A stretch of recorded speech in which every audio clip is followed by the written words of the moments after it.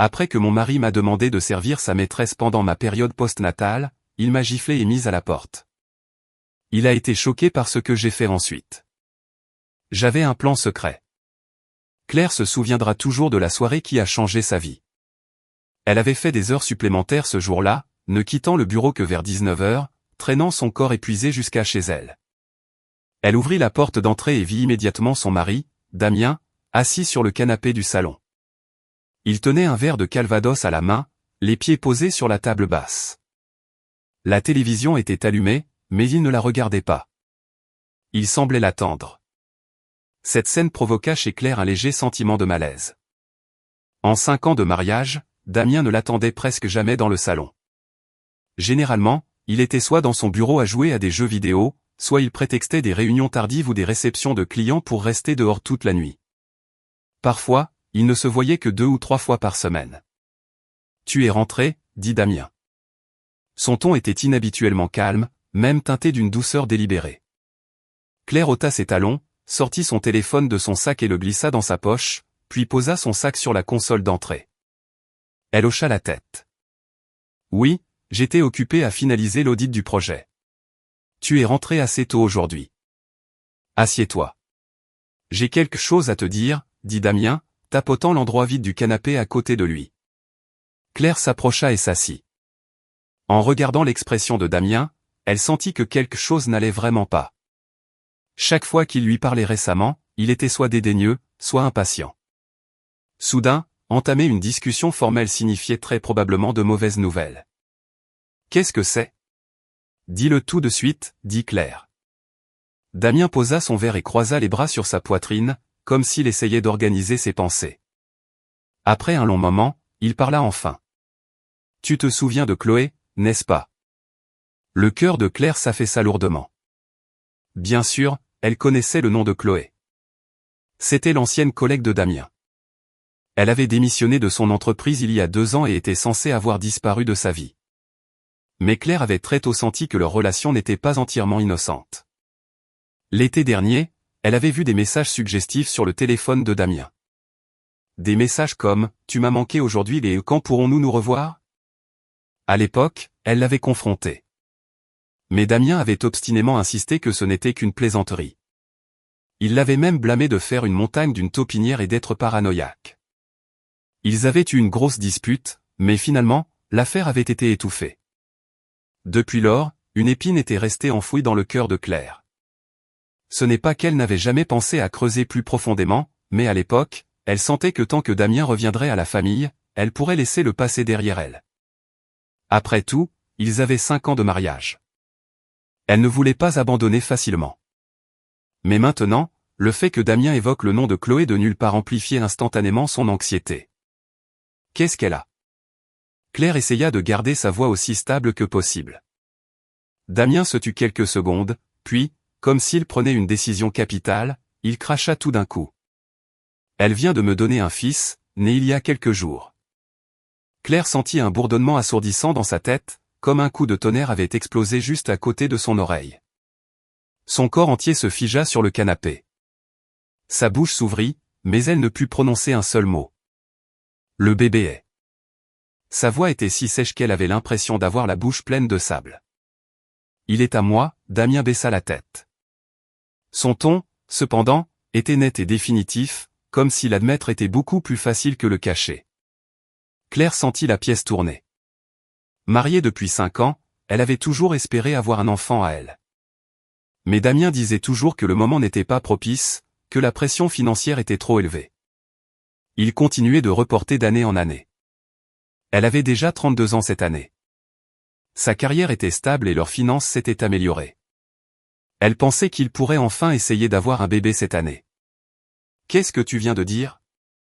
La voix de Claire commença à trembler. « Ne t'énerve pas, laisse-moi finir. » Damien tendit la main pour lui saisir la main, mais elle la repoussa violemment. « Tu me dis de ne pas m'énerver ?»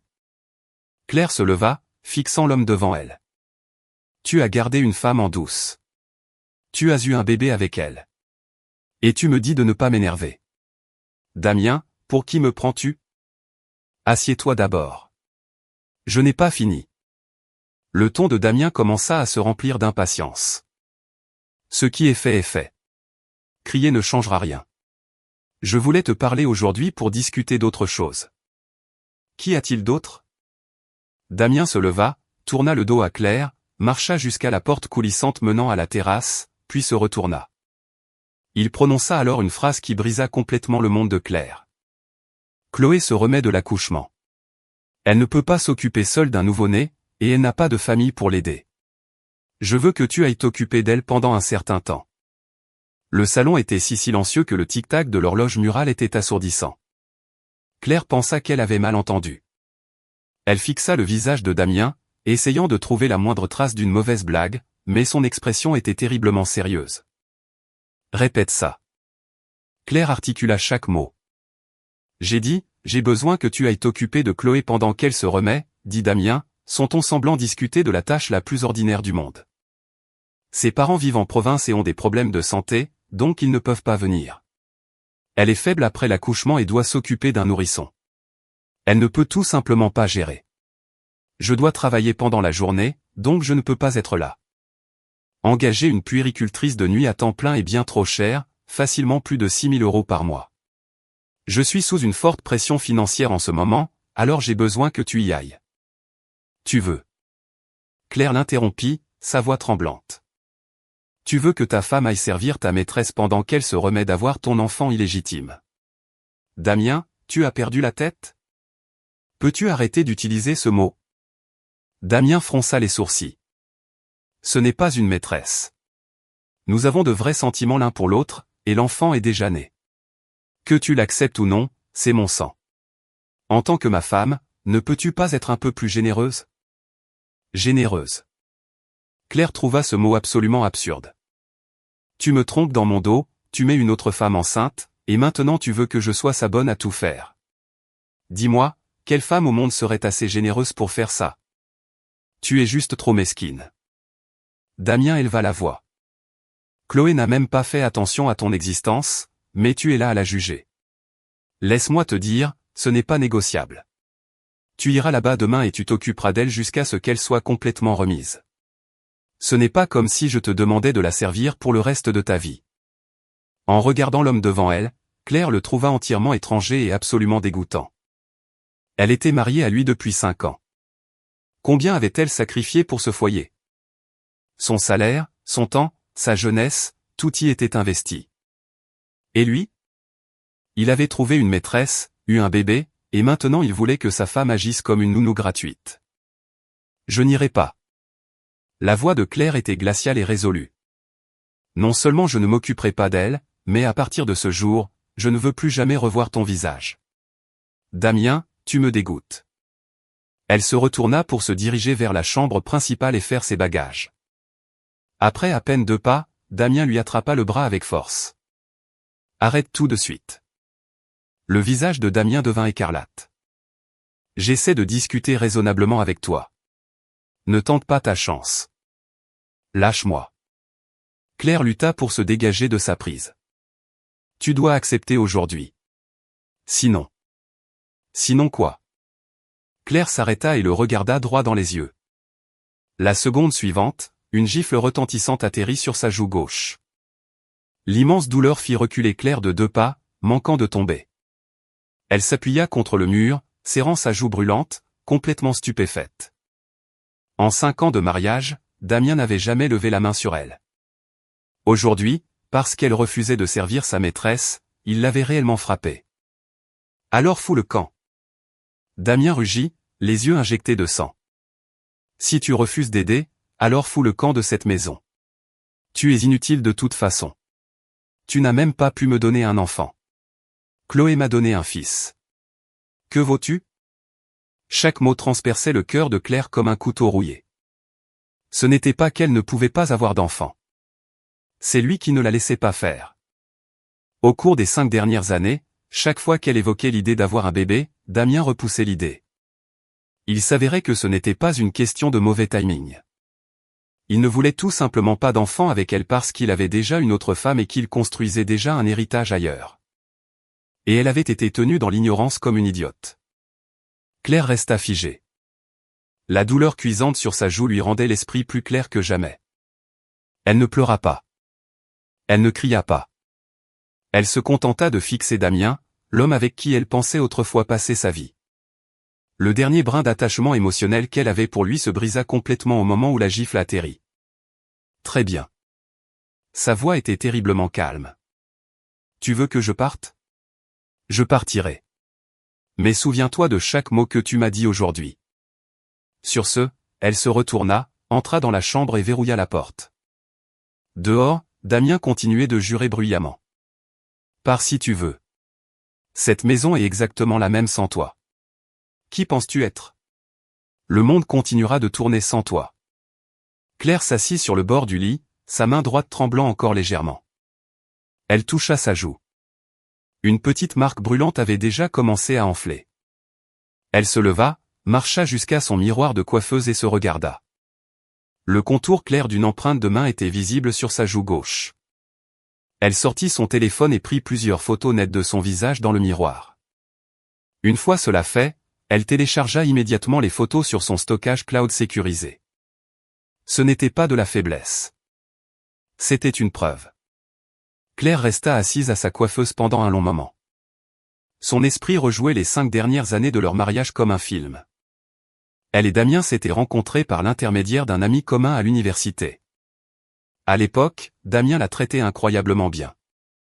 Il était attentionné, la conduisait au travail et en revenait, et lui offrait toujours des cadeaux attentionnés pour les fêtes. Elle pensait avoir rencontré la bonne personne. Ils avaient obtenu leur livret de famille après un an de fréquentation. Quand ils se sont mariés, ils ont mis leurs économies en commun et ont acheté une modeste maison de banlieue. Ils ont partagé l'apport initial à parts égales et ont payé le prêt ensemble. Plus tard, ils ont acheté une voiture ensemble, bien qu'elle soit enregistrée au nom de Damien car il en avait plus besoin pour ses trajets. Les 2 premières années de mariage furent relativement calmes. Bien que Damien ait occasionnellement montré des traits masculins toxiques, comme s'attendre à ce qu'elle fasse la majeure partie des tâches ménagères ou prendre des décisions financières sans la consulter, Claire pensait que le mariage exigeait des compromis. Elle ferma les yeux. Quand cela a-t-il commencé à changer? Probablement vers la 3e année. Damien rentrait de moins en moins. Ses excuses concernant les réunions tardives et les dîners d'affaires se multipliaient. Quand elle l'appelait, il était soit en réunion, soit en train de dîner avec des clients, raccrochant après à peine 2 phrases. Une fois, il est rentré à la maison sentant l'alcool, s'est affalé sur le canapé et a demandé nonchalamment, « S'il arrive un jour où nous ne pouvons plus continuer, que ferais-tu » Claire avait pensé qu'il divaguait sous l'emprise de l'alcool et n'y avait pas prêté attention. En y repensant maintenant, c'était probablement le moment exact où il a commencé à comploter sa vie alternative. Puis vinrent les messages suggestifs avec Chloé qu'elle trouva sur son téléphone. Même s'il niait tout, au fond, Claire connaissait déjà la vérité. Elle n'avait simplement pas voulu l'affronter. Maintenant, tous les déguisements et les façades avaient été arrachés. L'enfant était né. Il ne pouvait même plus se donner la peine de faire semblant. Non seulement il a cessé de faire semblant, mais il a également exigé qu'elle serve l'autre femme. Quand elle a refusé, il l'a frappée et lui a dit de partir. Claire prit une profonde inspiration, sortit son téléphone et fit défiler jusqu'à un numéro qu'elle n'avait pas contacté depuis longtemps. Sarah, sa meilleure amie de l'université, qui était maintenant une avocate très prospère spécialisée en droit de la famille. Sarah n'avait jamais été une grande fan de Damien. Elle avait prévenu Claire en privé à quelques reprises à l'époque, disant qu'il était un beau parleur et peu fiable. Mais Claire était profondément amoureuse à l'époque et n'écoutait pas. Sarah a finalement laissé tomber le sujet. Après l'obtention de leur diplôme, elles ont toutes deux été occupées par leur carrière et leurs contacts se sont réduits, mais la base de confiance est restée solide. Elle rédigea un long message texte détaillant brièvement ce qui s'était passé, puis demanda à Sarah, « Si je veux divorcer et que je veux le laisser absolument sans rien, que dois-je préparer ?» Moins de 5 minutes après l'envoi du message, Sarah appela. « Claire, ça va ? Il t'a frappé. » Le ton de Sarah était pressé et navré. « Ça va. Une gifle ne me tuera pas. » La voix de Claire était parfaitement stable. « Qu'est-ce que tu veux dire par « ça ne me tuera pas » ? La violence domestique est la violence domestique. Une fois, c'est trop. Sarah prit une profonde inspiration et baissa la voix. Écoute-moi. Étant donné ta situation, Ton mari a commis un adultère, a eu un enfant hors mariage et a commis un acte de violence domestique. Ce sont des preuves très favorables pour toi dans un divorce.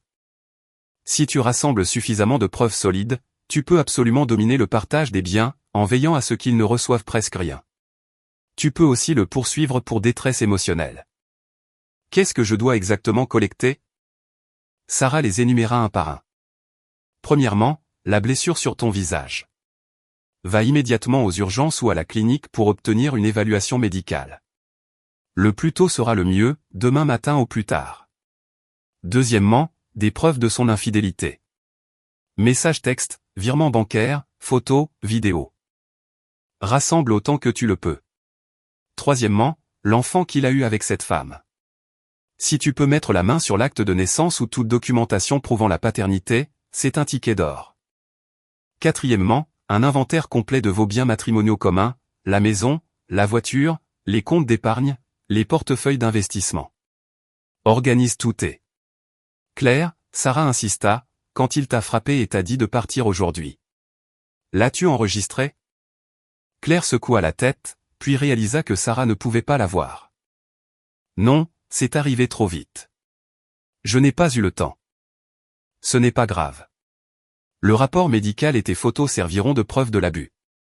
Mais à partir de cette seconde, tu dois être constamment prête à enregistrer. Prends l'habitude. Chaque fois que lui ou sa famille essaie de te parler, active l'application de mémo vocal de ton téléphone avant qu'il n'ouvre la bouche. Je comprends. Claire. La voix de Sarah s'adoucit. N'aie pas peur. Je suis là. Je mènerai cette guerre avec toi. Après avoir raccroché, Claire sentit un nouvel élan de force.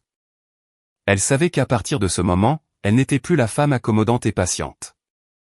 Elle allait se battre pour tout ce qui lui était dû.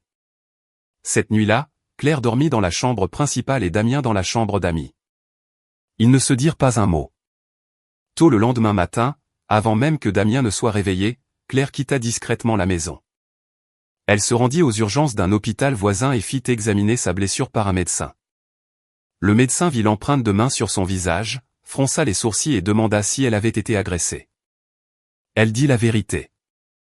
Secouant la tête, le médecin prit des photos pour le dossier médical et rédigea un rapport clinique détaillé. Avec le rapport médical en main, Claire se rendit directement au cabinet d'avocat de Sarah. Quand Sarah vit la contusion sur le visage de Claire, ses yeux se remplirent de larmes. Elle lui saisit la main et dit, « Cet animal absolu. Tu lui as donné 5 ans de ta vie. » Plus jamais, dit Claire calmement. Sarah l'aida à dresser la liste des preuves existantes, puis lui expliqua les étapes cruciales suivantes.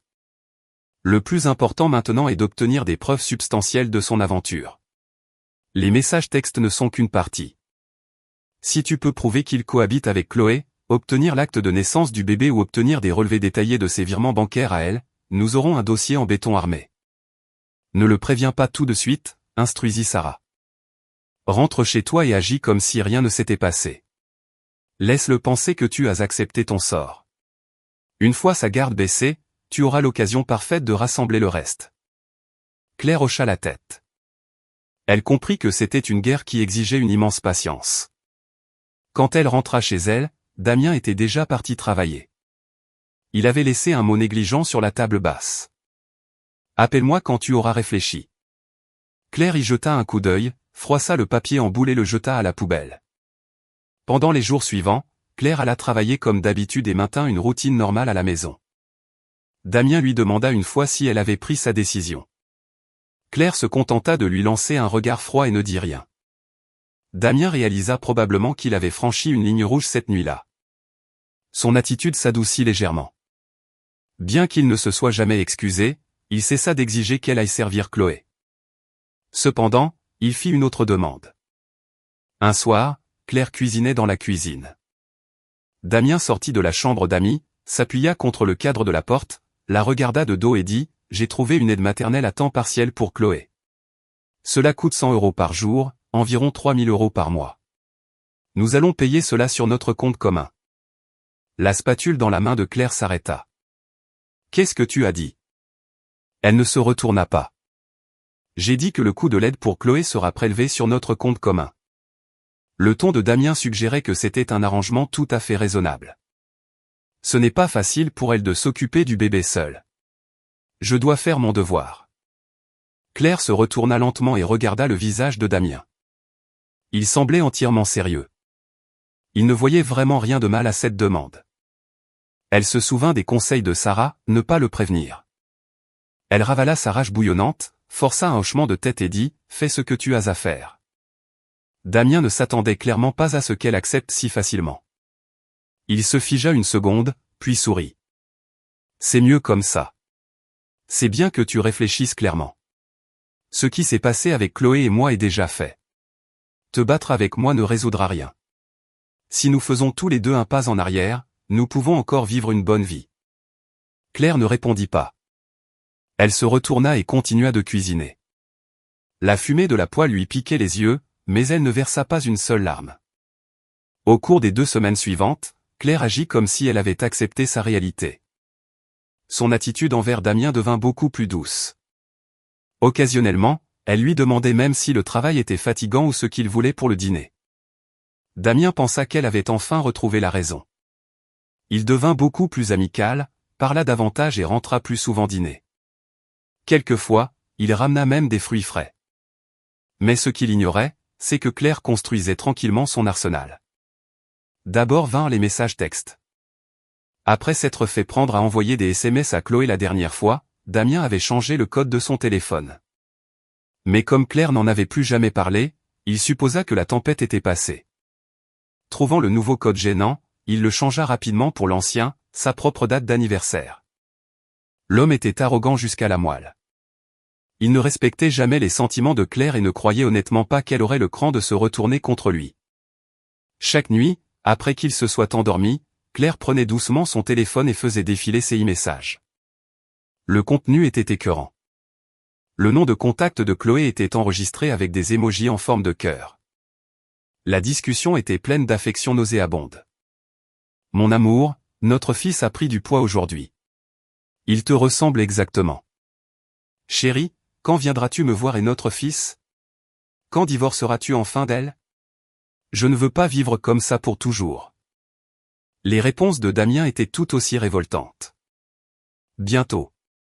Bientôt. J'attends juste le bon moment. Sois sage. Dès que je réglerai les choses de mon côté, je t'épouserai. Tu as travaillé si dur. Je te virerai de l'argent supplémentaire ce mois-ci. » Claire prit des captures d'écran de chaque conversation et les téléchargea directement sur son cloud. Ensuite vinrent les relevés financiers. Elle fouilla dans les applications Zelle, Cash App et bancaires de Damien. Elle découvrit que depuis le début de l'année dernière, il virait de l'argent à Chloé tous les mois. Les montants variaient de 1 000 à 25 000 euros. Récemment, à cause de la grossesse et de la naissance, le montant a explosé. Le mois dernier seulement, il lui a envoyé 5 000 euros. Au total, il avait transféré plus de 40 000 euros à Chloé. 40 000 euros. Le tout, des biens matrimoniaux. En plus de cela, elle remarqua une autre dépense suspecte. Il y a environ 1 an, Damien a commencé à mettre en place un virement automatique de 1 500 euros chaque mois à sa mère, Béatrice. Ce montant a déclenché des alarmes dans la tête de Claire. Sa belle-mère avait une solide pension et de faibles dépenses de vie. Auparavant, Damien ne lui avait jamais envoyé régulièrement de grosses sommes d'argent. Lui donner quelques centaines d'euros pour Noël ou son anniversaire était le maximum. Ce montant mensuel de 1 500 euros durait depuis 1 an, totalisant 18 000 euros. Soutenait-il réellement sa mère âgée, ou détournait-il des biens matrimoniaux sous un autre nom? Elle dessina un énorme point d'interrogation à côté. Claire a également trouvé un contrat de location enfoui dans la mallette de Damien. Il avait loué un appartement de 2 chambres pour Chloé dans le quartier de la Villette pour 1 500 euros par mois, à partir de juin dernier. Cela signifiait qu'il entretenait Chloé depuis plus d'1 an. Elle prit des photos claires de tous ces documents. Sa découverte la plus explosive fut un dossier verrouillé dans le tiroir du bureau de Damien. Il contenait les dossiers prénataux de Chloé et l'acte de naissance officiel du bébé. Sur l'acte de naissance, clairement imprimé sous au père, figurait le nom complet de Damien. Claire devina qu'il l'avait rapporté à la maison pour remplir une sorte de paperasse ou de demande d'assurance et l'avait enfermé dans son bureau, craignant qu'il ne soit perdu chez Chloé. En regardant le document, les mains de Claire tremblèrent de manière incontrôlable, non pas de chagrin, mais d'une pure adrénaline. C'était le ticket d'or dont Sarah avait parlé. Avec cela, combiné aux messages et aux relevés bancaires, elle avait un avantage absolu. Elle organisa toutes les preuves et en fit 3 copies, une pour son coffre-fort, une dans le cloud, et une qu'elle remit directement à Sarah. Après avoir examiné les dossiers, Sarah lui tapota l'épaule. « Claire, c'est ça. C'est plus qu'assez pour prouver qu'il a commis une faute matrimoniale grave. Tu vas absolument l'écraser dans le partage des biens. Nous pouvons exiger qu'il reparte pratiquement sans rien. De plus, puisqu'il a secrètement détourné des biens communs vers sa maîtresse, tu as le droit légal de réclamer chaque centime. Quant à l'argent qu'il a envoyé à sa mère, compte tenu du timing et des montants, il est fort probable qu'il ait commis une dissipation d'actifs déguisée en soutien familial. Nous le présenterons au juge et laisserons le tribunal décider. »« Quand est-ce que je le confronte ?» demanda Claire. « Ne te précipite pas, réfléchit Sarah un instant. Attends encore quelques jours. Vois s'il fait une erreur et nous donne plus de levier. Plus il y a de preuves, plus tes chances de victoire totale sont grandes. Aussi, trouve une excuse pour visiter l'appartement qu'il a loué pour elle. Essaie d'obtenir des preuves qu'ils vivent ensemble comme un couple marié. » Claire hocha la tête. Elle avait déjà un plan. Juste à ce moment-là, sa belle-mère, Béatrice, décida de lui rendre visite. C'était un samedi après-midi. Claire était en train de ranger la maison lorsque la sonnette retentit. Elle vérifia le Judas. C'était Béatrice. Elle tenait un panier de fruits et affichait un sourire qui semblait douloureusement forcé. Des sonnettes d'alarme retentirent dans la tête de Claire. Se souvenant des conseils de Sarah, elle sortit discrètement son téléphone, lança un enregistrement vocal, le glissa dans sa poche et ouvrit la porte. « Bonjour, Béatrice. Qu'est-ce qui t'amène ?» Béatrice entra, ne s'assit pas, fit 2 fois le tour du salon, puis saisit les mains de Claire avec une affection exagérée. « Claire, ma chérie, je suis venue aujourd'hui parce que je voulais te demander une petite faveur. » Sa belle-mère était généralement distante et critique. Cette chaleur soudaine était signe de problème. « Qu'est-ce que c'est, Béatrice ?» Béatrice s'assit sur le canapé, tapota le coussin à côté d'elle, faisant signe à Claire de s'asseoir. Elle s'éclaircit la gorge. « Claire, Damien m'a dit qu'une de ses amies venait d'avoir un bébé. Elle n'a personne pour l'aider à se remettre. Nous espérions que tu pourrais aller lui donner un coup de main. » Claire marqua une pause. Elle remarqua que Béatrice utilisait le mot « ami », pas cette femme ou Chloé.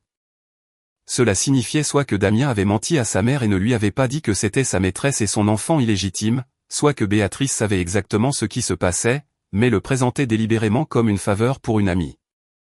Indépendamment de la vérité, cela donnait la nausée à Claire. « Béatrice, de quelle amie parles-tu » Claire fit semblant de ne pas comprendre.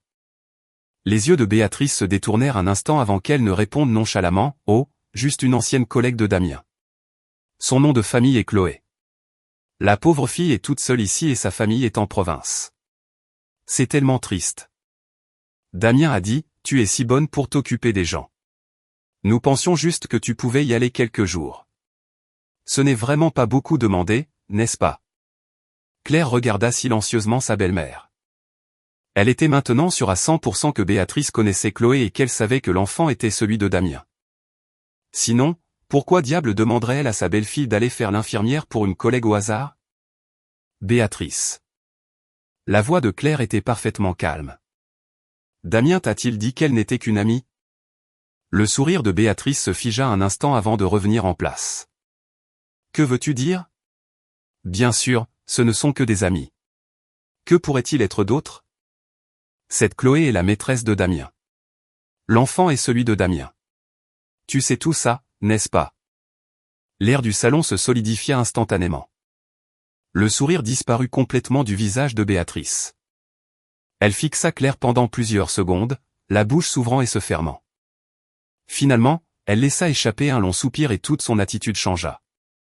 Puisque tu sais déjà, je ne vais pas mâcher mes mots. Oui, Chloé est la petite amie de Damien. C'est une briseuse de ménage, la corrigea Claire. N'utilise pas de mots aussi laids.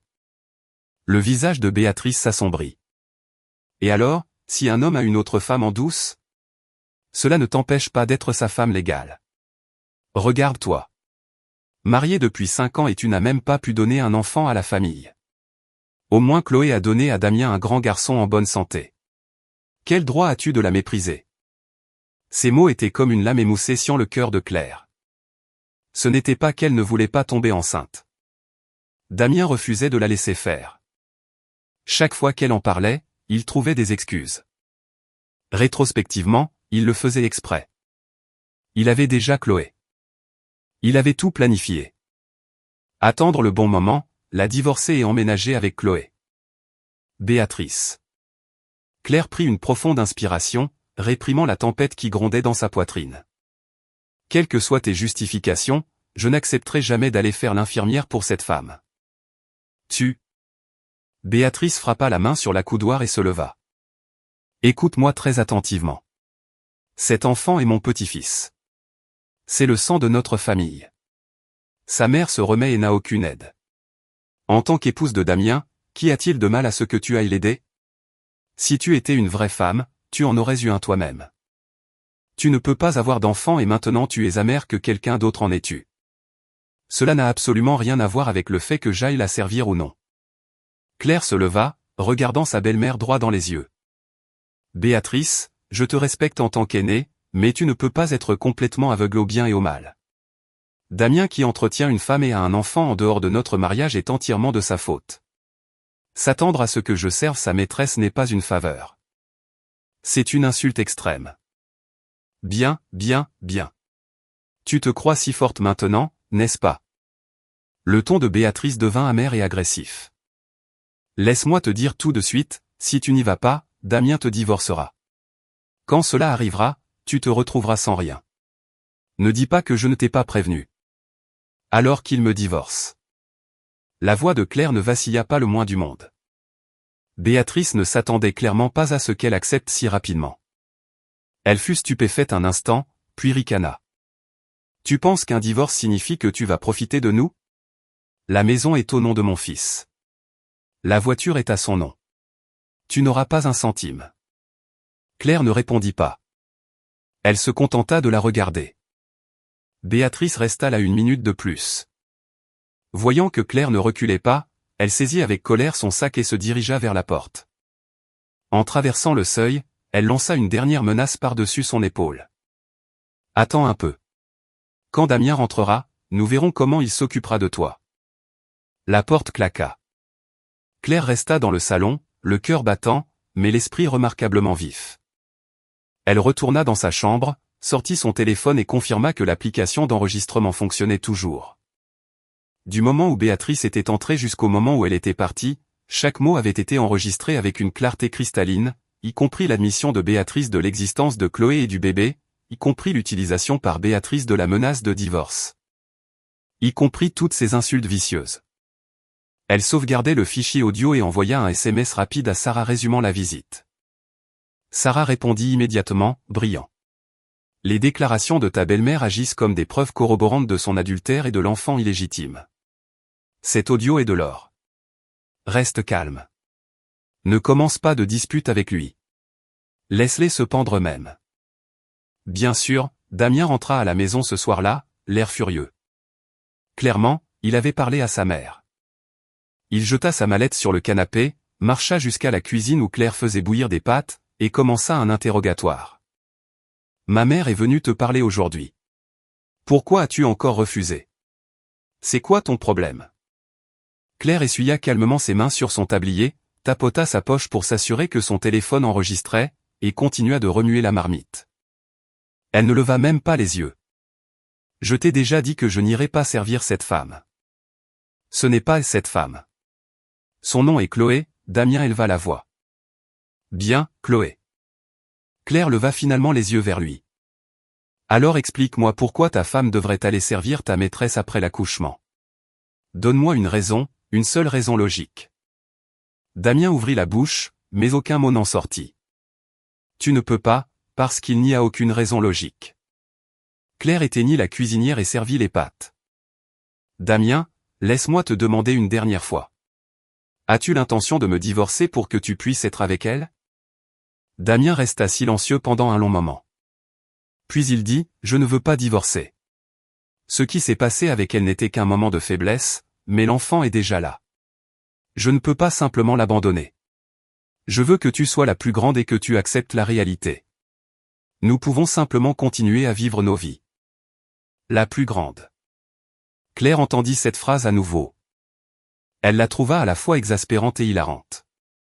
Tu triches, tu as un bébé avec une autre femme, tu finances sa vie avec notre argent commun, et maintenant tu veux que je sois son infirmière, et tu appelles ça être la plus grande?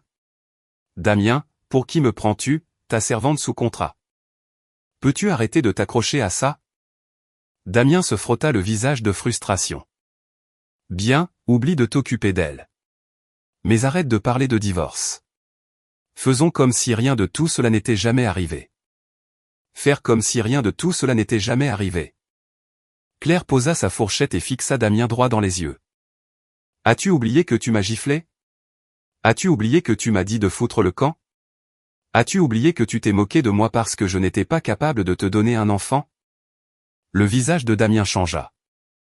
Clairement, il savait qu'il avait franchi une ligne rouge cette nuit-là. Le fait qu'on lui le jette à la figure le rendit défensif. J'ai eu tort cette nuit-là, marmonna-t-il. Je n'aurais pas dû te frapper. Mais tu partages la faute. Si tu avais simplement accepté d'aider, rien de tout cela ne serait arrivé. Claire secoua la tête. Elle savait qu'il n'y avait absolument aucune raison avec cet homme. Bien, j'ai fini de discuter avec toi. Elle prit son assiette et se dirigea vers la chambre. Fais ton propre dîner. Après avoir fermé la porte, Claire vérifia son téléphone. L'enregistrement avait tout capturé. Cette conversation était un autre clou dans son cercueil. Au cours de la semaine suivante, l'atmosphère dans la maison était incroyablement tendue. Damien ne parla plus de servir Chloé, mais son comportement devint plus effronté. Il quittait la maison presque tous les soirs, affirmant qu'il allait voir le bébé. Parfois, il rentrait après minuit. Parfois, il ne rentrait pas du tout. Claire ne se battait pas, ne criait pas. Elle documentait simplement tout. Les heures de départ et d'arrivée de Damien, les messages et les virements bancaires sur son téléphone, ses données de localisation. Elle suivit également le dernier conseil de Sarah. Un jour après le travail, elle ne rentra pas chez elle. Au lieu de cela, elle se rendit à l'immeuble d'appartements de la Villette où Damien louait l'unité pour Chloé.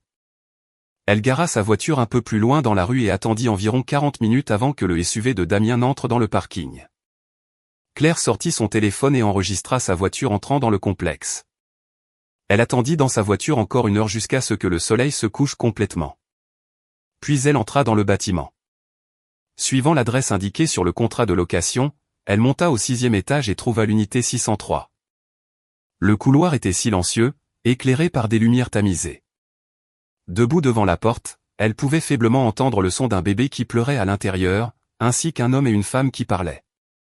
C'était la voix de Damien. Pourquoi notre fils pleure-t-il encore? A-t-il faim? Puis la voix de Chloé. Je viens de le nourrir. Il a probablement besoin d'être changé. Peux-tu me donner les lingettes? Leur ton était naturel et intime, exactement comme un couple marié. Debout dans le couloir, Claire ressentit une vague de chagrin momentané, mais elle fut rapidement remplacée par un sentiment accablant de détermination. Elle ne frappa pas. Elle sortit simplement son téléphone, enregistra l'audio qui filtrait à travers la porte, prit quelques photos du numéro de l'appartement 603, et s'éloigna. De retour dans sa voiture, elle attendit environ 22h30 lorsque la voiture de Damien quitta enfin le complexe. Elle le suivit à distance, le regardant conduire tout le chemin jusqu'à leur maison. Tout était vérifié. Le lendemain, Claire remit toutes les nouvelles preuves à Sarah. Après les avoir examinées, Sarah dit « Tes preuves sont à toute épreuve. Cependant, avant que nous ne déposions formellement les documents, je dois faire un peu plus de travail préparatoire. Je délivrerai une citation à comparaître pour obtenir ces titres de propriété officiels et des relevés bancaires complets non expurgés directement auprès des institutions. Nous devons vérifier officiellement le statut de tous les biens matrimoniaux. Le processus de découverte devrait prendre environ une semaine. Fais-le, dit Claire. Sarah la regarda sérieusement. Es-tu absolument sûr? Une fois que j'aurai déposé, il n'y aura pas de retour en arrière. À partir du moment où il m'a giflé, il n'y a pas eu de retour en arrière. Sarah hocha la tête. Au cours de la semaine suivante, Sarah mena à bien la découverte légale. Elle obtint les titres de propriété de la maison et de la voiture et cita à comparaître les relevés bancaires principaux de Damien des 2 dernières années. Une fois tout vérifié, Sarah rédigea la requête de divorce formel. Environ 2 semaines après le dépôt de la requête auprès du tribunal de la famille, Damien fut signifié des documents. Ce soir-là, il fit irruption dans la maison, tenant l'enveloppe Kraft. Son visage était livide. Il jeta les papiers sur la table basse et regarda Claire, qui était assise sur le canapé en train de lire un livre. « Tu m'as vraiment poursuivi en justice pour le divorce ? » « Oui. » Claire tourna la page, ne levant même pas les yeux. « Es-tu fou ?» Damien rugit pratiquement. « As-tu la moindre idée de ce qui va se passer si cela se sait ? Comment suis-je censé me montrer au travail ? Mes collègues, mon patron, ils sauront tous. Tu essaies de détruire ma vie ? Quand tu entretenais une maîtresse et avais un bébé derrière mon dos, t'es-tu jamais arrêté pour penser si tu détruisais ta propre vie ? Claire leva enfin les yeux, son regard indifférent. Damien, tu es responsable des conséquences de tes propres actions. Damien faisait les 100 pas dans le salon comme un animal piégé. Il pointa un doigt vers Claire, ouvrant la bouche plusieurs fois, mais ne parvenant pas à former une phrase complète. Finalement, il s'effondra sur le canapé, enfouit sa tête dans ses mains et resta silencieux pendant un long moment. « Qu'est-ce que tu veux exactement ? » demanda-t-il, la voix étouffée. « Un divorce ?» Claire ferma son livre. « Des biens divisés selon la loi. Tu as commis un adultère, as eu un enfant hors mariage, as commis des violences domestiques et as caché des biens matrimoniaux. Tous ces faits sont des fautes graves. Selon la loi, la partie fautive est lourdement pénalisée dans la division des biens. J'ai rassemblé toutes les preuves. Tu n'as aucune chance de gagner. Quelle preuve ? La tête de Damien se releva brusquement. Claire sortit son téléphone et ouvrit un dossier sécurisé. À l'intérieur, soigneusement classé, se trouvait une montagne de preuves. Elle les montra à Damien une par une. Ce sont tes messages e-messages avec Chloé. Chaque conversation dégoûtante de l'année dernière à maintenant, y compris ta promesse explicite de me divorcer et de l'épouser. Ce sont tes relevés bancaires et tes virements Zelle. Plus de 40 000 € transférés à Chloé. Chaque transaction horodatée. C'est le bail de l'appartement de la Villette. Tu es désigné comme le locataire principal. C'est l'acte de naissance du bébé. Ton nom est sous EPR. Ce sont les photos de mon visage contusionné de la nuit où tu m'as frappé, ainsi que le rapport médical officiel des urgences. C'est l'enregistrement audio de ta mère venant chez moi pour me menacer de servir Chloé. Elle a ouvertement admis que le bébé est le tien. Et ceci. Claire fit défiler jusqu'au dernier fichier. C'est la vidéo et l'audio que j'ai pris devant l'appartement de la Villette. Ta voiture, l'unité 603. Ta voix lui parlant à l'intérieur. Damien fixa les fichiers à l'écran. Son visage passa de pâle à blanc fantomatique, puis à un gris maladif. Quand as-tu eu tout ça ? Sa voix trembla de manière incontrôlable. À partir de la nuit où tu m'as giflé. Claire retira son téléphone. As-tu vraiment pensé que mon comportement calme de ces dernières semaines signifiait que je cédais ? Non. J'attendais juste le moment parfait pour te détruire. Damien s'effondra sur le canapé comme si tous les os de son corps avaient été retirés. Tu ne peux pas faire ça, marmonna-t-il. Si tu portes ça devant les tribunaux, je suis ruiné. Mon travail, ma réputation. Quand tu m'as frappé, t'es-tu soucié de moi ? Quand tu m'as dit d'aller servir ta maîtresse, t'es-tu soucié de ma dignité ? Quand tu as viré des milliers d'euros à cette femme tous les mois, t'es-tu soucié de voler notre argent commun ? Claire posa les questions rapidement, laissant Damien sans voix. Tu ne t'es jamais soucié. Claire se leva. Alors, ne t'attends pas à ce que je te montre de la pitié maintenant. Claire. Damien tendit la main pour l'attraper. Ne me touche pas. Claire fit un pas en arrière. Tu as 2 choix. Option 1, tu acceptes un divorce à l'amiable. Tu signes le règlement. Je garde la maison. Je garde la voiture. Tu rembourses chaque euro que tu as détourné vers ta maîtresse. Tu pars sans rien. Option 2, nous allons au procès. Le juge ordonnera exactement la même chose, sauf que toute la ville saura ce que tu as fait. Réfléchis bien. Damien resta figé comme une statue. Claire ne lui accorda pas un autre regard en se retournant et en entrant dans sa chambre. Le lendemain, Damien prit un congé du travail. Quand Claire quitta la maison le matin, il était toujours allongé sur le canapé. Il semblait n'avoir pas dormi du tout. Le cendrier débordait de mégots et le salon empestait la fumée. Ses yeux étaient complètement injectés de sang. Quand il vit Claire sortir de la chambre, il ouvrit la bouche pour dire quelque chose, mais resta finalement silencieux. Claire l'ignora et alla travailler. À midi, elle reçut un SMS de Damien. « Ma mère veut te voir cet après-midi. » L'endroit habituel. L'endroit habituel signifiait le bistrot près de l'ancien quartier de Béatrice où ils avaient l'habitude de manger le dimanche. Claire hésita. Elle ne voulait pas vraiment y aller. Mais elle pensa que ce serait peut-être la dernière fois qu'elle aurait affaire à sa belle-mère. Quoi qu'elles aient à dire, elle écouterait. De plus, si Béatrice disait d'autres choses insensées, ce ne serait que des preuves supplémentaires. Elle prit une demi-journée de congé et se rendit au bistrot. Quand elle arriva, elle constata que Béatrice n'était pas seule. Damien était là aussi. Il était assis dans la banquette, la tête baissée. Béatrice était assise en face de lui, l'expression sombre. 2 tasses de café restaient intactes sur la table. « Tu es là, Claire. Assieds-toi. » Le ton de Béatrice manquait de son arrogance habituelle. Au lieu de cela, il y avait une rare et maladroite politesse. Claire s'assit, discrètement, s'assurant que l'application d'enregistrement de son téléphone fonctionnait dans son sac à main. « Qu'est-ce que c'est, Béatrice ? Dis-le tout de suite. » Béatrice soupira, jeta un coup d'œil à Damien, puis se tourna vers Claire. « Claire, tu ne peux pas divorcer. » « Et pourquoi ça ? » Damien sait qu'il a fait une erreur. Béatrice tapota le bras de Damien. « Dis à ta femme. Dis-lui ce que tu m'as dit hier soir. » Damien leva les yeux. Ses yeux étaient rouges, comme s'il avait pleuré. Il regarda Claire, les lèvres tremblantes, et parla d'une voix rauque. « Claire, j'ai eu tort. Je n'aurais pas dû te tromper. Je n'aurais pas dû te frapper. Je n'aurais pas dû te demander de t'occuper d'elle. S'il te plaît, ne me divorce pas. » Claire écouta sa supplique, son visage ne montrant absolument aucune émotion. « Pourquoi penses-tu qu'une excuse arrange tout ?» demanda-t-elle. « Je réalise vraiment mon erreur, » plaida Damien. « J'accepterai toutes les conditions que tu voudras. Je couperai complètement les ponts avec Chloé.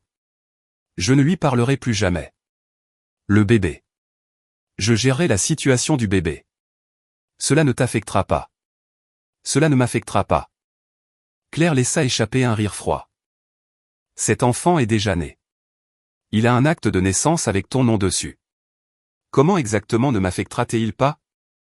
Même si tu bloques Chloé, tu es légalement obligé de payer une pension alimentaire. Comment vas-tu la payer? Avec notre argent commun, tu t'attends à ce que je reste ta femme tout en finançant ton enfant illégitime. » Damien fut frappé de mutisme. Béatrice paniqua et intervint. « Claire, ne peux-tu pas être un peu plus généreuse? » Damien s'est excusé. « Que veux-tu de plus? Les hommes font des erreurs. Il est en train de réparer ça, n'est-ce pas? Le divorcer pour cette petite chose est fou. » Cette petite chose. Claire tourna son regard perçant vers sa belle-mère. « Il commet un adultère, engendre un enfant, commet des violences domestiques, vole des biens matrimoniaux et exige que sa femme serve sa maîtresse. Et à tes yeux, ce n'est qu'une petite chose? » Béatrice se recroquevilla sous le regard intense de Claire, son visage devenant rouge, manquant de courage pour riposter. « Béatrice, je vous respectais. » Le ton de Claire était glacial mais poli. « Mais je vais être très clair aujourd'hui. Ce divorce aura lieu. Si vous voulez vraiment aider Damien, dites-lui de signer l'accord de règlement non contesté. Sinon, nous irons au tribunal et le résultat sera infiniment plus laid pour lui. Toi, femme sans cœur. » Les lèvres de Béatrice tremblaient de rage. « Maman, arrête. » Damien coupa sa mère, puis se tourna vers Claire. « Claire, ne laisses-tu vraiment aucune place à la négociation? J'ai-tu simplement 5 ans de mariage? Ce n'est pas moi qui n'ai laissé aucune place à la négociation. » Claire se leva. « C'est vous deux qui avez brûlé les ponts. La seconde où vous m'avez dit de servir ta maîtresse. La seconde où tu m'as giflé, la seconde où tu m'as dit de partir, tu as pris la décision pour moi. Elle attrapa son sac à main et s'arrêta au bord de la banquette, regardant une dernière fois en arrière. Damien était affalé sur son siège, les bras pendants. Béatrice était pâle, les lèvres pincées. « Vous avez 3 jours, dit Claire. Dans 3 jours, si vous acceptez de signer le règlement, nous déposons les papiers en paix. Si vous ne le faites pas, je vous verrai au tribunal. » Sur ce, elle sortit par la porte. Pendant ces 3 jours, Damien appela Claire constamment. Parfois il suppliait, « Claire, s'il te plaît, donne-moi une autre chance. Je jure que je changerai. » Parfois il menaçait, « Ne me pousse pas. Si nous coulons, je ferai en sorte que tu coules avec moi. » Parfois il pleurait simplement. « Sais-tu comment je vais survivre au cabinet si tout le monde le découvre ?» Claire ne répondit à aucun appel. Elle transmit toutes les communications strictement par l'intermédiaire de Sarah. Béatrice appela aussi. Son ton redevint rapidement de poli à violemment toxique. « Claire, ingrate. Mon fils s'est occupé de toi pendant 5 ans et c'est comme ça que tu le rembourses? Tu brûleras en enfer. » Claire enregistra chaque message vocal.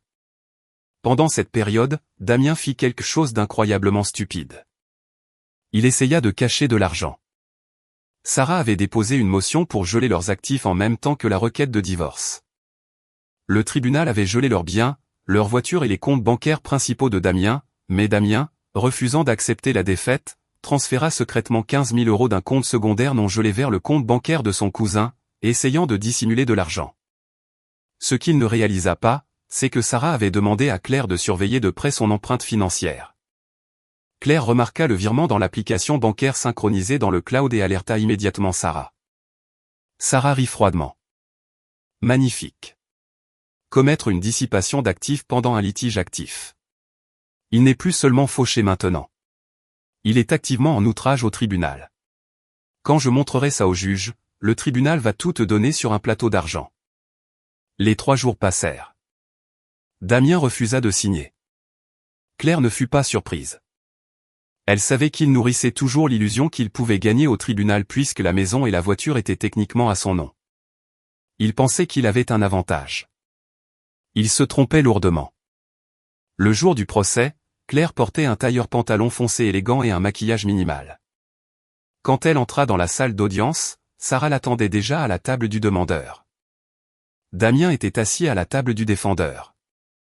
À côté de lui se trouvait un avocat relativement jeune et inexpérimenté qui ne cessait de feuilleter ses dossiers, son froncement de sourcils s'accentuant de minute en minute. Il se penchait occasionnellement pour murmurer d'urgence à l'oreille de Damien. Le visage de Damien fluctuait entre le vert et le blanc. La vue de l'énorme pile de classeurs de preuves sur la table de Sarah avait clairement déclenché une crise de panique. Béatrice était dans la galerie, assise au premier rang, vêtue d'un manteau rouge foncé. Elle avait l'air nerveuse mais provocante, lançant des regards noirs à Claire comme si elle essayait de la dévorer. Claire ne la regarda pas une seule fois. Elle resta parfaitement immobile à sa table, sa posture droite et imposante. La juge était une femme sévère d'une 50aine d'années, portant des lunettes à monture métallique. Elle dégageait une autorité absolue. Elle examina les dossiers préliminaires et ouvrit la séance. Sarah se leva et présenta le cas de la demanderesse avec une clarté dévastatrice.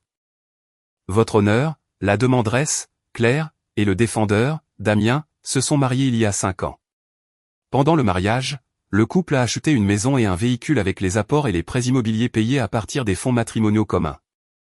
Pendant le mariage, le défendeur a commis les actes graves de faute matrimoniale suivants.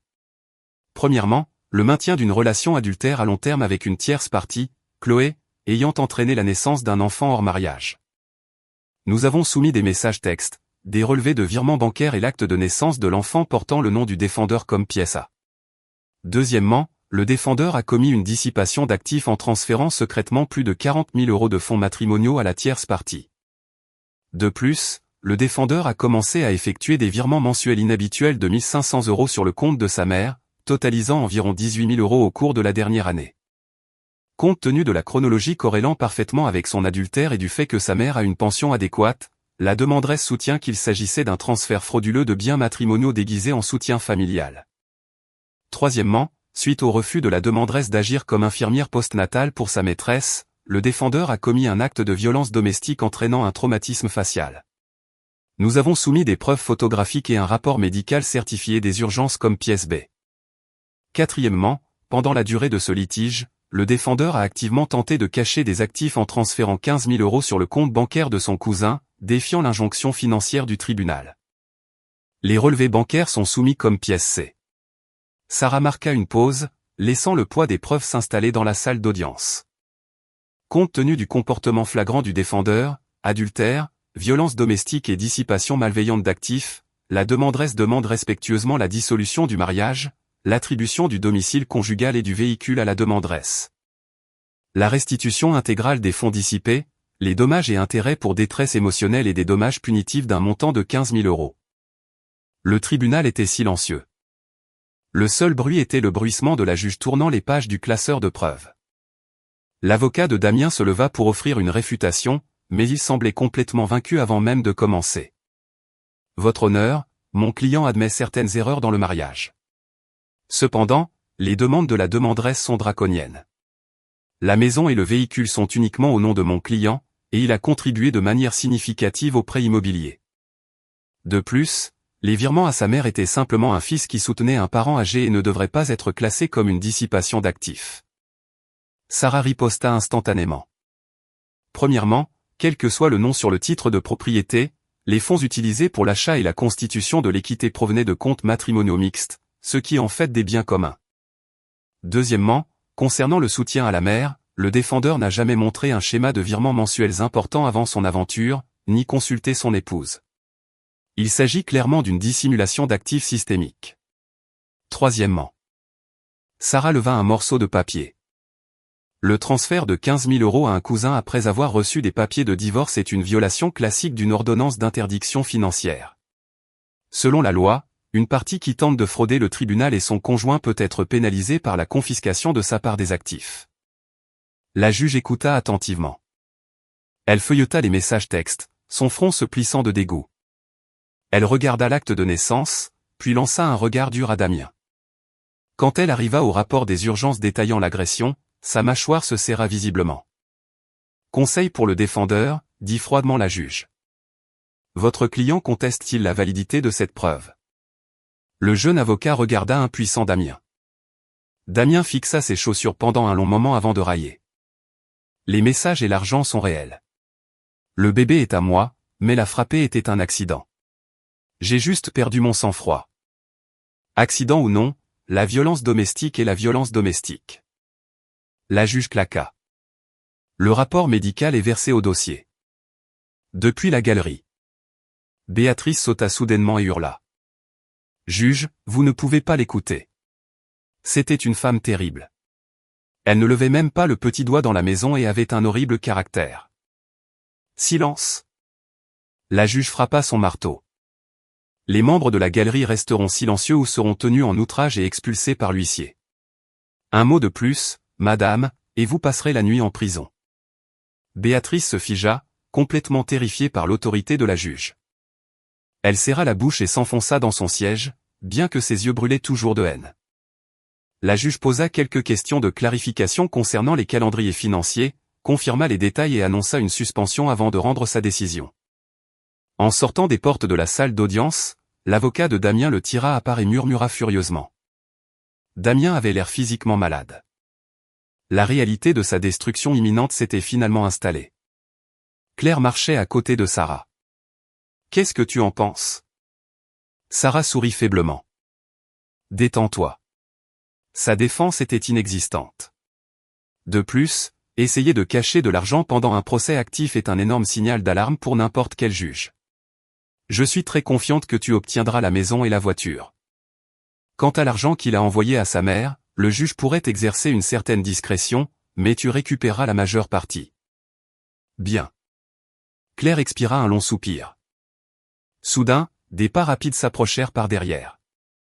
C'était Béatrice. Claire. La voix de Béatrice était perçante. N'aie pas l'air si satisfaite. Même si tu gagnes, tu vas vivre une vie misérable. Une garce vicieuse et froide comme toi finira par. Béatrice. Claire s'arrêta et se retourna. Elle utilisa son prénom. Elle n'était plus de la même famille. Les choses en sont arrivées là à cause de vos choix, pas des miens. Quand Damien a trompé, vous l'avez couvert. Quand il a exigé que je serve sa maîtresse, vous l'avez soutenu. Quand il m'a frappé, vous n'avez rien dit. Vous ne m'avez jamais traité comme de la famille. Alors pourquoi devrais-je montrer de la pitié à votre famille? Béatrice ouvrit la bouche, mais pas un seul mot n'en sortit. Claire se retourna et s'éloigna sans se retourner. Le soleil de l'après-midi frappait ses épaules. Ses pas étaient réguliers et confiants. Sarah la rattrapa rapidement, lui serra l'épaule d'un air approbateur et ne dit rien.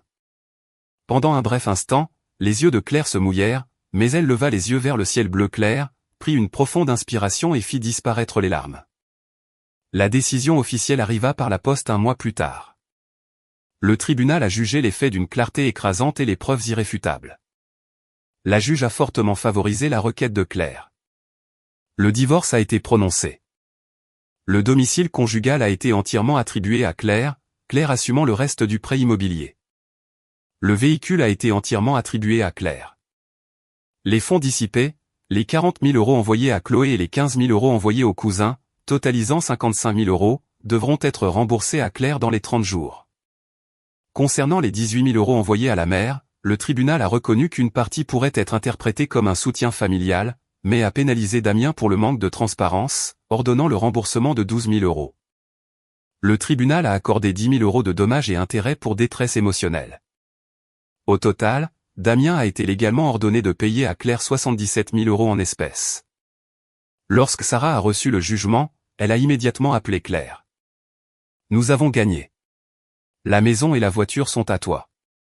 Nous avons récupéré presque tout l'argent caché. Les dommages émotionnels sont légèrement inférieurs à ce que nous avions demandé, mais la victoire globale est totale. Lorsque Claire a appris la nouvelle, elle était assise sur son balcon. Le coucher de soleil avait teinté le ciel d'une magnifique nuance d'orange. Une brise chaude, portant le parfum du début de l'été, la frôlait. Elle a regardé le PDF de l'ordonnance du tribunal sur son téléphone et a souri. Ce n'était pas un sourire de joie extatique, mais de profond soulagement. C'était enfin fini. Un mariage de 5 ans. Des espoirs lumineux du début à la dérive progressive, culminant dans une destruction totale. En chemin, elle avait beaucoup perdu. 5 ans de sa jeunesse, sa foi dans le mariage, un amour qu'elle pensait autrefois éternel. Mais elle avait aussi beaucoup gagné. Elle avait la maison, elle avait la voiture, elle avait l'indemnisation financière qu'elle méritait. Plus important encore, elle avait appris une leçon massive et avait retrouvé sa propre identité. Elle savait qu'il y avait un écart entre un morceau de papier et l'argent réel. Compte tenu de la ruine financière actuelle de Damien, il ne pourrait pas débourser 77 000 € d'un coup. Mais Sarah avait déjà tout prévu. S'il ne payait pas dans les 30 jours, Sarah déposerait une motion pour saisir ses salaires directement auprès de son employeur. L'argent arriverait par versement, mais il ne pourrait pas y échapper. Claire n'était pas stressée. Elle avait appris la patience. Ce qui lui appartenait lui reviendrait, pas un centime de moins. Le premier week-end après que le jugement fut officiel, Damien vint faire ses affaires. Il apporta 2 grandes valises et quelques sacs poubelles. Il sortit silencieusement ses vêtements du placard, pièce par pièce. Claire était assise dans le salon, le regardant aller et venir en silence total. À mi-chemin de son déménagement, Damien s'arrêta. Il tenait un manteau d'hiver, debout dans l'embrasure de la chambre, regardant Claire comme s'il voulait dire quelque chose. « Quoi » demanda Claire. « Ce manteau ? C'était le cadeau d'anniversaire que tu m'as offert l'année de notre mariage. » Damien regarda le tissu, sa voix à peine un murmure. « Tu te souviens. Tu as conduit jusqu'à 3 centres commerciaux différents juste pour trouver le style exact que je voulais. » Claire resta silencieuse pendant quelques secondes. « Prends-le avec toi. » Damien rangea le manteau dans la valise. Il ne parla plus. Une fois ses affaires faites, il traîna les valises jusqu'à la porte d'entrée. Il s'arrêta, la main sur la poignée, et regarda en arrière. « Claire ? » ?»« Oui. »« Je suis désolé. » Ce fut sa première excuse sincère. Pas une manipulation pour la garder, pas une tactique pour éviter les sanctions légales, juste un simple « je suis désolé ». Claire le regarda le visage de l'homme qu'elle avait profondément aimé. Une faible douleur sourde lui traversa la poitrine, mais elle s'estompa presque instantanément. « Prends soin de toi, dit-elle doucement. » Damien hocha la tête, tourna la poignée et sortit. Au moment où la porte se ferma, Claire écouta le son de ses pas qui résonnaient dans le couloir, pas après pas, s'estompant jusqu'à ce que l'ascenseur sonne et engloutisse complètement le son.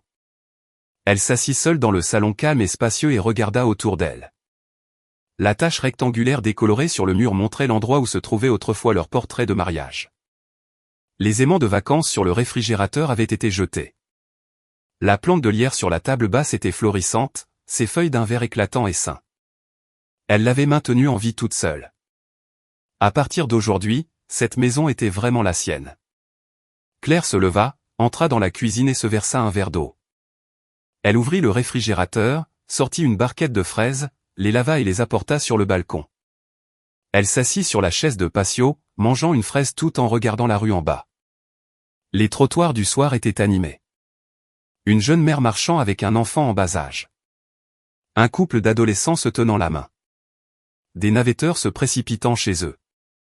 Chacun avait sa propre vie, sa propre histoire. Son téléphone vibra. Un SMS de Sarah. « Tu es libre ce week-end ?» Un nouveau restaurant de fondue a ouvert au centre-ville avec des critiques incroyables. « Allons fêter ça. » Claire sourit et répondit par SMS. « Bien sûr, tu choisis l'heure. » Sarah répondit instantanément. « Déjeuner demain. C'est moi qui régale. Ma plus grande victoire mérite une célébration. » Claire secoua la tête, un véritable sourire se répandant sur son visage. La vie avançait jour après jour. Le premier mois après le divorce, Claire redécorait la maison. Damien avait détesté avoir des fleurs dans le salon, se plaignant des pétales qui tombaient. Maintenant, elle acheta un énorme bouquet de tournesol et le plaça juste au centre de la table basse. L'or éclatant fut un stimulant instantané pour son moral. Elle convertit la chambre d'amis en bureau à domicile. Elle acheta un énorme bureau en chêne et une bibliothèque, la remplissant entièrement des livres qu'elle avait toujours voulu lire mais pour lesquels elle n'avait jamais eu le temps. Le soir, après le travail, elle préparait une tasse de tisane et lisait dans son bureau pendant 1 heure ou 2. C'était paisible. Sa carrière décollait également. Le divorce derrière elle, elle consacra toute son énergie à son travail. L'énorme projet qu'elle dirigeait réussit son audit final haut la main. Le client était ravi. À la fin de l'évaluation annuelle, elle fut nommée employée de l'année. Son directeur la prit à part et fit fortement allusion à une promotion au poste de vice-présidente des opérations le trimestre suivant. « Tu opères à un autre niveau ces derniers temps, Claire. » Le directeur sourit. « Une ambiance complètement différente. Tu sembles si concentrée et énergique. » Claire sourit modestement. « Je suppose que j'ai juste laissé tomber du lest. » Le 2e mois après le divorce, elle reprit une routine d'entraînement. Elle se réveillait 30 minutes plus tôt chaque matin pour faire du jogging dans le quartier. Le week-end, elle rejoignit un studio de yoga chaud et faisait parfois de la randonnée avec Sarah et d'autres amis. Son teint était éclatant. Elle avait perdu un peu de poids, mais elle paraissait plus forte et en meilleure santé qu'elle ne l'avait été depuis des années.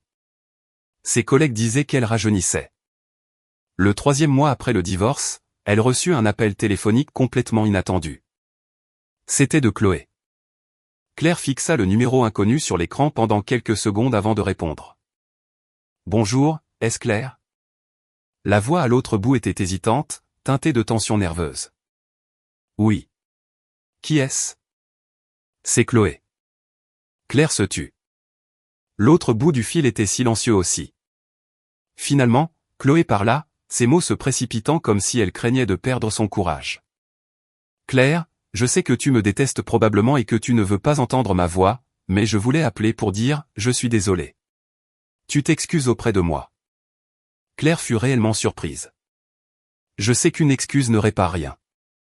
La voix de Chloé se brisa, mais j'ai fait une chose terrible. Il m'a dit que votre mariage était complètement brisé. Il a dit que vous alliez divorcer et m'a supplié de l'attendre. Alors, je l'ai cru. J'ai attendu. Je suis tombée enceinte. J'ai eu le bébé et il ne t'avait toujours pas divorcé. Quand vous avez finalement divorcé, j'ai pensé qu'il allait venir vers moi. Elle marqua une pause.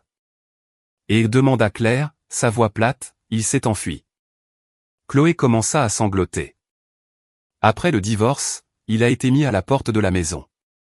J'ai pensé qu'il emménagerait avec moi, mais il ne l'a pas fait. D'abord, il a dit qu'il était trop occupé au travail. Puis il a dit qu'il devait trouver son propre logement pour régler ses finances. Puis il a juste arrêté de répondre à mes appels. Le mois dernier, il m'a dit qu'il n'allait pas renouveler le bail de mon appartement et m'a dit de me débrouiller seul.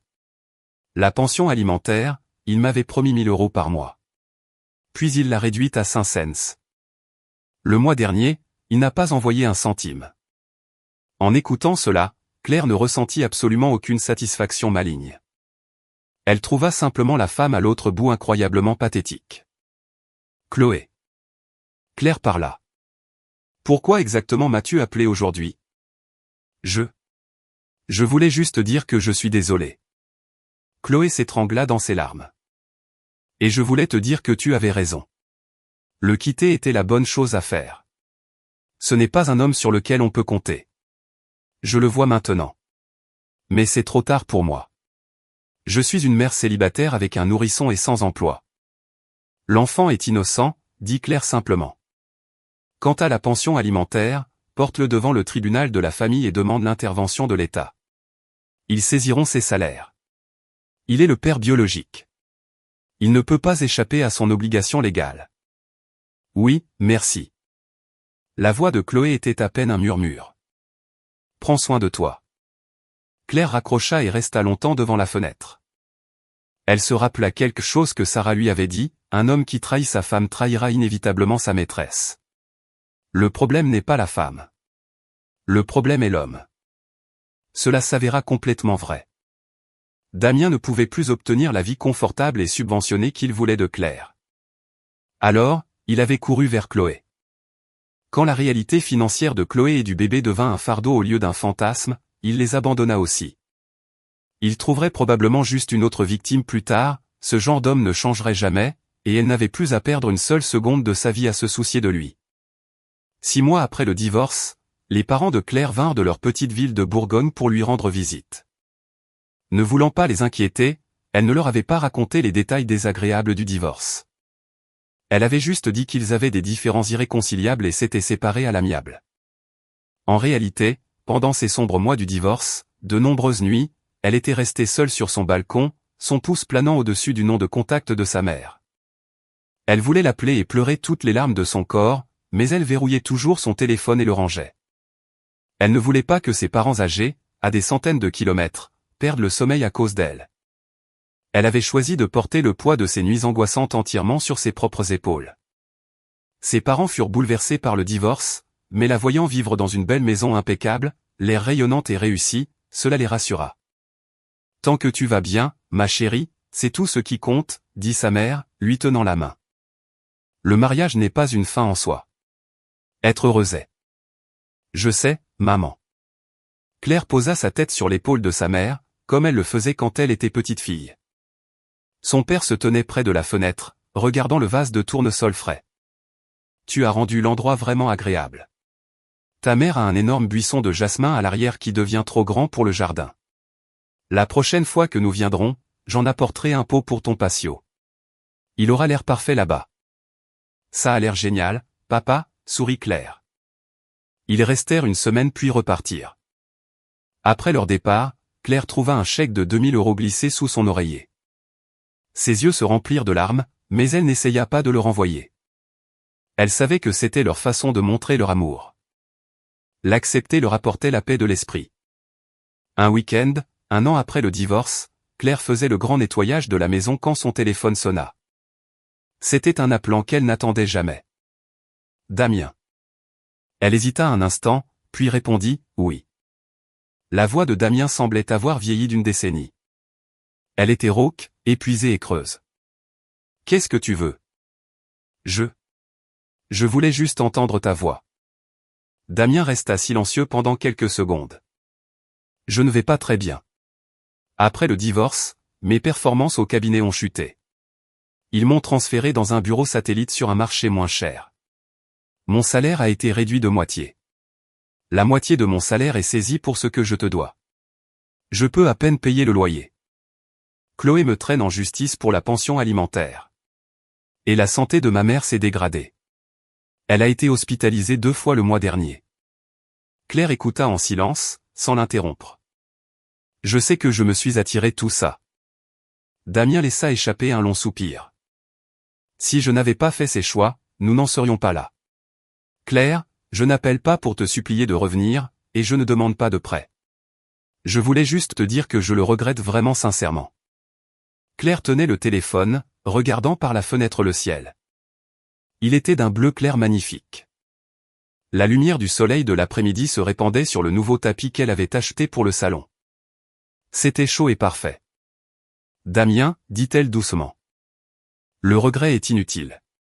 Le passé est le passé. Toi et moi devons continuer d'avancer. Tu as ton chemin et j'ai le mien. Oui, l'enfant est innocent. Paie ta pension alimentaire et fais ton devoir. Quant au reste de tes problèmes, tu devras les résoudre toi-même. Je sais. L'appel se termina. Claire posa son téléphone sur le comptoir et retourna essuyer les fenêtres. Ses mains étaient stables. Son cœur était complètement en paix. Dans la rue, une petite fille courait après un papillon, courant et riant. Son visage rougit de joie. Sa mère la suivait de près, tenant une bouteille d'eau, regardant sa fille avec un sourire aimant. Claire regarda la scène se dérouler, et les coins de sa bouche se courbèrent naturellement. C'est la vie, pensa-t-elle. Pas parfaite, mais absolument à laquelle il faut se réjouir. Elle posa ses produits de nettoyage, sortit sur la terrasse et arrosa le jasmin en pot que ses parents avaient finalement apporté. Le jasmin était en pleine floraison. Des grappes de minuscules fleurs blanches brillaient pratiquement au soleil, dégageant un parfum doux et apaisant. Elle prit une profonde inspiration, laissant l'odeur remplir ses poumons. Puis elle sortit son téléphone et envoya un SMS à Sarah. « Tu es libre le week-end prochain ? Je veux aller sur la côte. Viens avec moi. » Sarah répondit instantanément. « Absolument. J'avais hâte d'aller à la plage. On va prendre des photos incroyables, les poster sur Instagram et rendre tous nos détracteurs malades de jalousie. » Ah. Claire rit à voix haute en regardant son écran. 6 autres mois passèrent. Claire obtint sa promotion. Son évaluation de fin d'année fut impeccable. Lors de la réunion générale de l'entreprise, le vice-président annonça sa promotion au poste de directrice des opérations régionales. La salle éclata en applaudissements. Elle se leva, fit une légère révérence et prononça un discours d'acceptation court et élégant. Après la réunion, les collègues s'agglutinèrent pour la féliciter. Une jeune collègue avec qui elle était proche se pencha et murmura « Claire, tu es littéralement rayonnante ces jours-ci. Tu étais si calme et tendue. Maintenant, c'est comme si tu possédais le monde. » Claire sourit. « Je suppose que j'ai juste appris à vivre pour moi-même. » La promotion signifiait une augmentation de salaire significative. Le prêt immobilier, qui était autrefois une source de stress majeur après le divorce, était maintenant facilement gérable. Elle fit le calcul. Avec son nouveau salaire, après avoir payé le prêt et les factures, elle pouvait maximiser ses comptes de retraite et mettre encore une somme substantielle en épargne. Couplée aux saisies mensuelles ordonnées par le tribunal sur le salaire de Damien, que Sarah avait brillamment mis en place, de sorte que Claire n'ait jamais à traiter directement avec lui, sa fondation financière était solide comme le roc. Ce Noël-là, elle ne resta pas en ville. Elle s'envola pour la maison de ses parents dans les Vosges. L'air hivernal de la petite ville du sud portait le parfum des aiguilles de pin et des bois.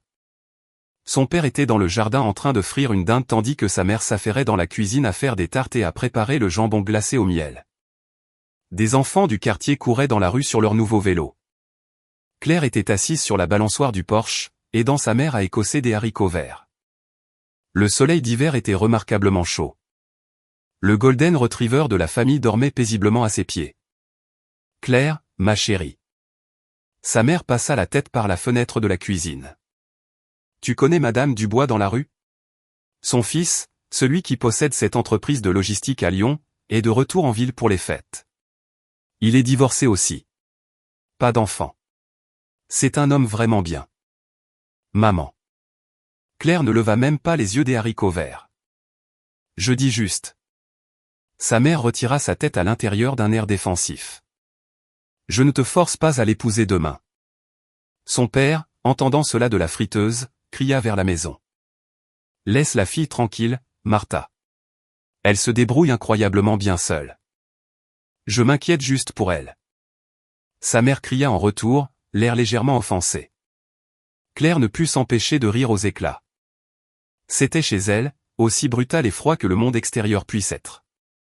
Revenir ici signifiait qu'il y avait toujours quelqu'un qui s'inquiétait pour vous et un bon repas qui attendait sur la table.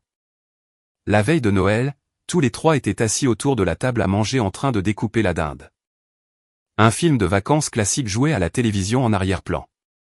Son père, un peu éméché par le calvados des fêtes, devint rouge et commença à raconter des histoires embarrassantes sur Claire quand elle était petite, faisant rire sa mère jusqu'aux larmes.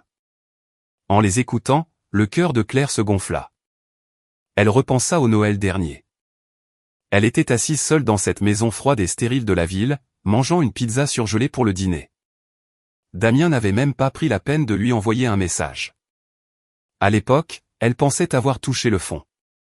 Mais regardez-la maintenant. Son père était là. Sa mère était là. La maison sentait la cannelle et la viande rôtie. En regardant les lumières scintillantes sur le sapin, elle se sentit comme la femme la plus riche du monde. Allez, Claire. Un toast à toi. Son père leva son verre. Papa, je ne bois pas de calvados. J'utiliserai du cidre. Claire leva son verre. Un toast à ma fille incroyable. Son père rayonna. Claire trinqua doucement son verre contre le sien. Joyeux Noël, papa. Joyeux Noël, maman. Après les fêtes, Claire retourna en ville et commença à planifier son avenir avec une ambition renouvelée. Elle s'inscrivit à un programme de MBA exécutif le week-end pour faire progresser sa carrière en gestion des opérations. Les cours étaient épuisants. Parfois, elle se précipitait directement du bureau au cours du soir, ne rentrant pas avant 22 heures passées. Mais elle aimait chaque seconde. Elle découvrit que lorsque l'on concentre toute son attention sur l'amélioration de soi, les choses qui vous causaient autrefois une douleur atroce s'estompent lentement, ne devenant finalement que des ombres floues dans le rétroviseur. Sarah remarqua la transformation et fut secrètement ravie. Un jour, alors qu'elle marchait dans le centre-ville après avoir pris un café, Sarah s'arrêta soudainement. « Claire, tu sais, tu es la cliente la plus courageuse que j'ai jamais eue. » « Que veux-tu dire ? » Beaucoup de femmes dans ta situation exacte choisissent d'accepter les abus ou s'effondrent complètement. Sarah la regarda sérieusement. Mais toi, non. Tu as froidement recueilli les preuves, pris une décision rationnelle et calculée, et tu l'as menée à bien jusqu'au bout. Sais-tu à quel point c'est rare ? Claire secoua la tête. Je ne suis pas aussi forte que tu le penses. Tu n'as aucune idée du nombre de nuits où je suis restée éveillée à regarder le plafond. Il y a eu des moments où j'ai presque abandonné. Je pensais, peut-être que je devrais juste l'accepter. Peut-être que c'est juste ma vie, mais tu n'as pas abandonné parce que je t'avais. Claire sourit à Sarah. Si tu n'avais pas répondu à mon appel cette nuit-là et m'avais guidé étape par étape, je n'aurais probablement pas survécu. Sarah agita la main d'un air dédaigneux. Arrête d'être si sentimentale. Je vais vomir. Allez, on va prendre un verre. Une énorme margarita. C'est toi qui paies. Tu viens de dire que le café était pour toi. Le café est le café. Les margaritas sont les margaritas. Des juridictions légales totalement différentes. En riant et en se bousculant, elles entrèrent dans un bar de quartier animé. Quand le printemps arriva enfin, Claire fit un voyage en solitaire sur la côte. Le voyage à la plage qu'elle avait prévu avec Sarah fut annulé car Sarah devait se préparer pour un procès majeur. Il avait été retardé de plusieurs mois. Cette fois, Claire décida de ne pas attendre. Elle prépara un sac de week-end, monta dans son SUV et roula 3 heures jusqu'à une ville côtière des Côtes d'Armor qu'elle n'avait jamais visitée. Elle arriva juste avant le crépuscule. Le coucher de soleil transformait le vaste océan en or liquide. Elle ôta ses sandales et marcha pieds nus sur la plage, s'avançant vers l'eau. Le sable, chauffé par le soleil toute la journée, était incroyablement chaud et réconfortant sous ses pieds. La brise océanique avait le goût du sel, balayant ses cheveux sauvagement autour de son visage. Elle s'arrêta là où les vagues lui lavaient doucement les chevilles. L'eau était fraîche mais rafraîchissante. Elle se tint là, regardant l'horizon, où le ciel et la mer se fondaient en une étendue infinie. Le soleil se couchait lentement, passant d'un or éclatant à un orange ardent profond, et finalement à un violet contusionné comme une peinture à l'huile massive et époustouflante. Elle se souvint de la soirée il y a 2 ans. Elle était rentrée du travail, épuisée, pour trouver Damien l'attendant sur le canapé. Il avait ouvert la bouche et prononcé les mots qui avaient fait s'effondrer son monde. 2 ans s'étaient écoulés. L'homme qui était assis sur ce canapé se noyait actuellement dans la vie misérable et brisée qu'il s'était créée. Et elle se tenait sur une plage qu'elle n'avait jamais vue. Du sable chaud sous ses pieds, un ciel ardent au-dessus d'elle, écoutant le murmure rythmique éternel des vagues. Elle réalisa soudain que cette gifle l'avait réveillée. Elle l'avait libérée. Si cette nuit n'était jamais arrivée, elle pourrait encore être piégée dans un mariage mort, gaspillant sa jeunesse, attendant pathétiquement un homme sans valeur de rentrer à la maison. Elle n'aurait jamais su qu'elle était entièrement capable de construire une vie magnifique par elle-même. Elle n'aurait jamais découvert que le vrai bonheur ne vient pas de la dépendance à quelqu'un d'autre. C'est quelque chose que l'on construit pour soi-même. Claire sortit son téléphone de sa poche et le pointa vers le coucher de soleil. Elle prit une photo, juste l'océan, le ciel et le soleil mourant. Pas de gens. Elle la posta sur son Instagram avec une simple légende. Au passé, à moi-même, à tous les lendemains pour lesquels il vaut la peine de se battre. Elle glissa le téléphone dans sa poche et prit une profonde inspiration purificatrice. La brise océanique effleura sa joue, douce mais ferme, comme une main invisible essuyant la dernière trace d'ombre de ses yeux. Elle se retourna et marcha pieds nus sur le sable en direction de sa voiture. Derrière elle, le soleil glissa finalement sous les vagues, mais la dernière traînée de crépuscule doré persista, reliant le ciel et l'océan. Sur le sable humide, la trace de ses pas fut lentement recouverte par la marée, s'estompant et finissant par disparaître complètement. Sa silhouette devint plus petite au loin, mais ses pas étaient réguliers. Pas après pas, marchant droit vers son avenir. Alex termina de lire cette histoire, et une vague complexe d'émotions l'envahit. Ce n'était pas de la pitié pour Claire. C'était un profond respect pour la façon dont elle s'était sortie de la boue et s'était transformée en une force de la nature. Cette gifle, le fait qu'on lui dise qu'elle était inutile, cette demande profondément dérangée de la faire agir comme infirmière postnatale pour la maîtresse de son mari. Elle n'a pas crié ni craqué sur le coup. Elle s'est essuyé le visage, a appuyé sur enregistrer ou sur son téléphone et a méticuleusement assemblé les virements bancaires, les messages et l'acte de naissance comme un puzzle. Ce n'est pas qu'elle n'a pas eu mal. C'est qu'elle a eu tellement mal qu'elle savait que pleurer était inutile. Seules des preuves concrètes et la justice pouvaient lui apporter justice. Mais ce qui touche le plus Alex, ce n'est pas sa victoire totale au tribunal. C'est la Claire après le divorce, assise sur son balcon, mangeant des fraises, regardant le coucher de soleil, arrosant le jasmin. La femme à qui l'on avait dit qu'elle ne valait rien, a obtenu une promotion, s'est acheté des fleurs, a transformé une pièce de rechange en son sanctuaire et a construit une vie qu'elle aime sincèrement. Pendant ce temps, l'homme arrogant qui lui avait dit de partir l'a finalement appelé, la voix brisée, admettant son profond regret. Mais à quoi bon le regret? Il n'a pas seulement détruit une femme. Il a détruit une famille et toute la seconde moitié d'une vie qu'il aurait pu partager avec quelqu'un de formidable.